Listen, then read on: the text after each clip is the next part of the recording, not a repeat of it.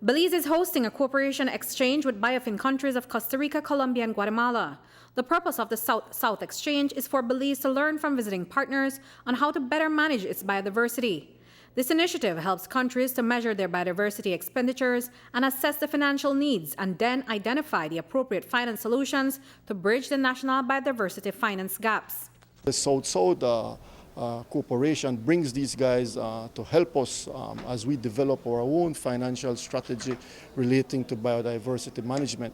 So the idea here is, of course, for us to learn from the mistakes that they may have done, and of course where they haven't made mistakes, where they have had tremendous accomplishments, for us to be able to look at those and learn from them as we develop our own financial strategy that, in essence, we're hoping will be tailor-made to meet the needs of our country.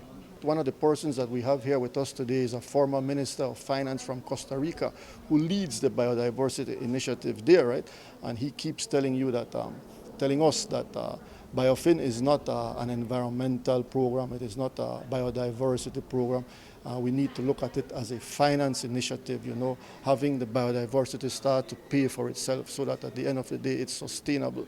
And we have the resources in this country that can allow us to do that. We have to make sure that we develop them, we manage them in a manner that is, at the end of the day, sustainable. And proper management of our biodiversity with the suitable financing behind it can reap multiple benefits. After all, the biodiversity supports several of Belize's industries. There will be tremendous rewards.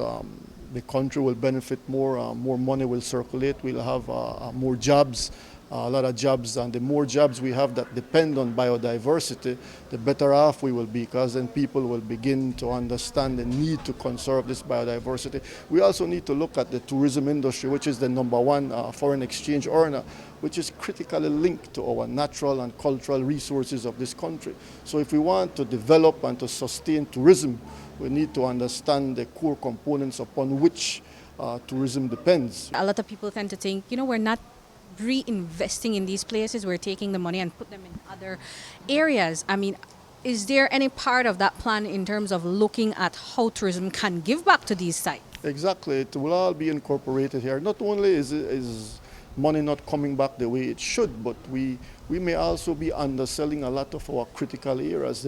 You mentioned those ones, the blue hole, the reef, We need to understand that Belize is unique in offering these destinations, and we need to make sure that the visitation that gets there, that the charges are appropriate to the experience. You talk to a lot of tourists, and they tell you visit some protected areas and they're paying a little bit. If it was in another country, they would be paying a little bit more. So we need to revisit the entire way we look at these protected areas, at these tourism destination sites. Reporting for News 5, I'm Andrea Polanco.